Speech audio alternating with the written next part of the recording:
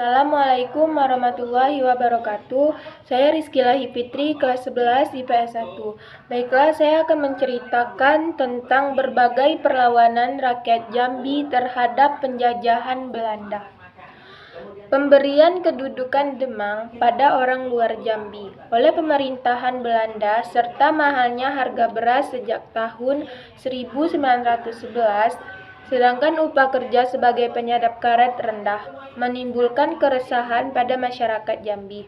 Oleh karena itu, pada awal pemerintahan kolonial Belanda di Jambi, banyak terjadi gerakan sosial. Gerakan-gerakan sosial yang terjadi sejak tahun 1910 sampai tahun 1916 mempunyai ciri antara lain bersifat lokal, tidak terorganisir, dan berumur singkat. Misalnya pada tahun 1910, perlawanan-perlawanan terhadap pemerintah kolonial Belanda dimulai di Sarolangun dan Muara Tembesi. Di Dusun Sungai Dingin, distrik Datuk Nanti Betigo, seorang pemuda bernama Alam Bidar yang menyebut dirinya sebagai Imam Mahdi dan menyerukan supaya penduduk daerah itu tidak membayar pajak dan memenuhi panggilan Heerendiensten. Pemerintah kolonial yang mendapat berita mengenai Alam Bidar ini segera memerintahkan Demang dan sepasukan polisi untuk mengadakan penyelidikan dan penangkapan. Alam Bidar dan pengikutnya mengadakan perlawanan dan akhirnya Alam Bidar beserta 2 orang pengikutnya terbunuh. Pada tahun 1914 di Bangko terjadi pula gerakan anti kafir yang dipimpin oleh Kedemang Ali. Kedemang Ali dan pengikutnya merencanakan pembunuhan terhadap kontrolir Bangko. Tetapi rencana ini diketahui dan 39 anggota gerakan itu ditangkap. Kedemang Ali sendiri dapat meloloskan diri, tetapi akhirnya pada tahun 1914 Ali terbunuh oleh pasukan militer Belanda. Perlawanan rakyat Jambi yang cukup dominan terjadi karena ketidakpuasan rakyat mendapat sambutan dari Serikat Islam. Cabang dari organisasi Serikat Islam didirikan di Jambi pada bulan Mei 1914 oleh Raden Gunawan atau Ketua Serikat Islam Jawa Barat dan termasuk Sumatera Selatan. Seperti di daerah Indonesia, anggota Serikat Islam yang mula-mula adalah mereka dari golongan menengah yang terjadi dari pegawai dan pedagang. Dalam waktu kurang dari 3 bulan, Serikat Islam di Jambi telah berhasil menarik anggota lebih dari 2.000 orang. Akan tetapi, pada bulan Juli 1914, Residen Jambi memerintahkan supaya penerimaan anggota dibekukan sementara karena menurut pemerintah telah berakibat buruk. Antara lain peristiwa Kedemang Ali di Bangko.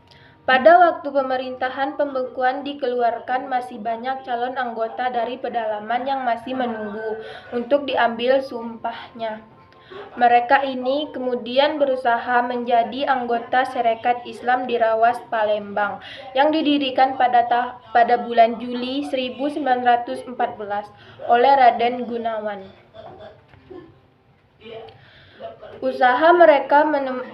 Usaha mereka menemui kesulitan karena pada waktu itu perjalanan keluar distrik memerlukan izin dari pemerintah kolonial Belanda.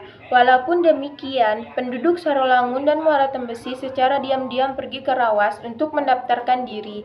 Sehingga pada bulan Agustus 1915 dikabarkan bahwa hampir seluruh penduduk Lubuk Resam dan 3 dusun telah menjadi anggota Serikat Islam. Serikat Islam di Rawas ini berlainan dengan Serikat Islam yang berdiri di Jambi, yang merupakan organisasi kelas menengah yang bergerak dalam usaha perbaiki kondisi sosial ekonomi golongan bumi putra. Sebaliknya, Serikat Islam di Rawas yang berada di pedalaman merupakan organisasi rakyat yang radikal dan lebih dikenal sebagai Serikat Abang. Organisasi ini mengembangkan struktur organisasi seperti Sarekat Islam.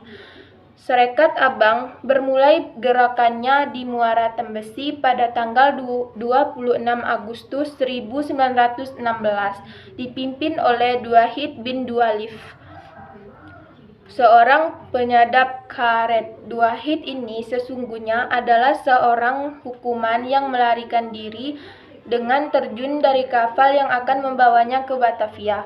Mula-mula ia mengaku sebagai Raden Gunawan, kemudian berganti menjadi Raden Matahir.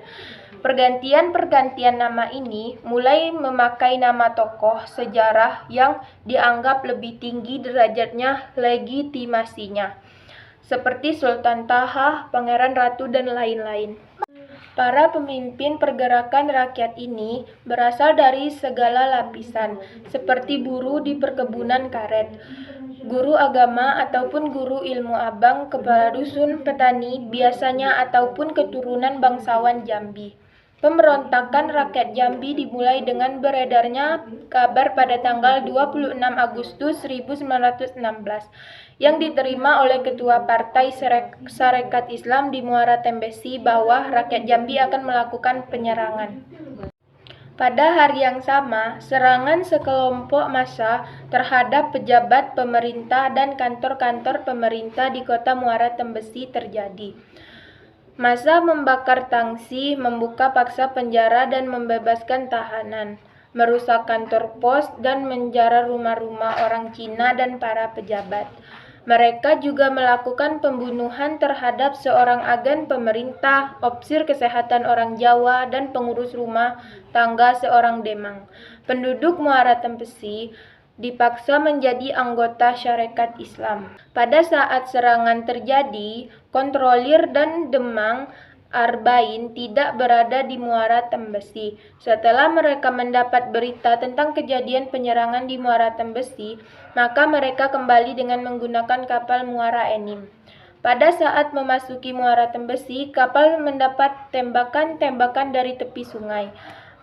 Maka kapal Muara Enim tidak jadi singgah di Muara Tembesi, melainkan terus menghilir ke Jambi. Peristiwa penembakan itu ternyata melukai Demang Arbain. Akhirnya Demang pun meninggal dunia di Jambi. Selain di Muara Tembesi, kerusuhan terjadi di hampir semua ibu kota Afdeling, kecuali Muara Bungo, Kota Jambi, dan Kerinci. Di Muara Bungo, perlawanan rakyat sama sekali tidak sempat berkembang oleh karena tindakan keras kontrolir yang memerintahkan supaya 3 orang pemimpin yang tertangkap dijatuhi hukuman mati pada waktu itu juga. Padahal di berbagai tempat seperti di Sarolangun, Bangko, dan Sarolangun di Rawas dan Muara Tebo terjadi serangan terhadap pos-pos pemerintahan. Nasib orang Eropa yang berada di Sarolangun mencemaskan dan orang Eropa yang berada di Muara Tebo dikabarkan melarikan diri.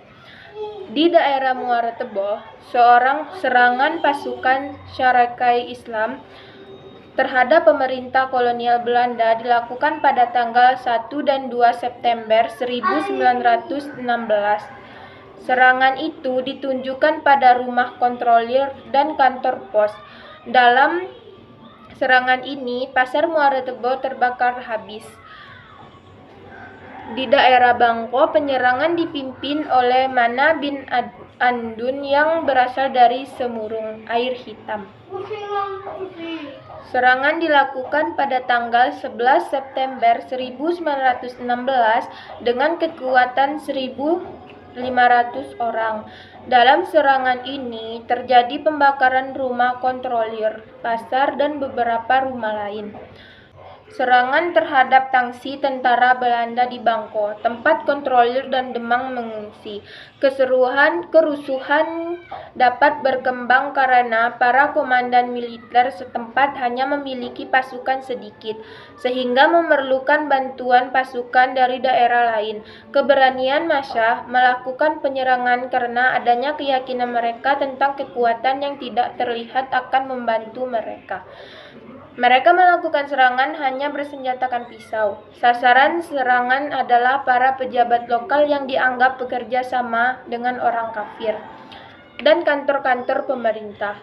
Perlawanan rakyat di Muara Tembesi baru dapat diatasi pada tanggal 2 September 1916 dengan bantuan pasukan dari Palembang, dan Muara Tembesi dapat diduduki pemerintah kembali. Korban dari pihak rakyat dalam penyerangan ini adalah 50 orang meninggal dunia. Baiklah, mungkin hanya ini yang dapat saya sampaikan. Lebih dan kurangnya saya mohon maaf. Saya akhiri. Wassalamualaikum warahmatullahi wabarakatuh.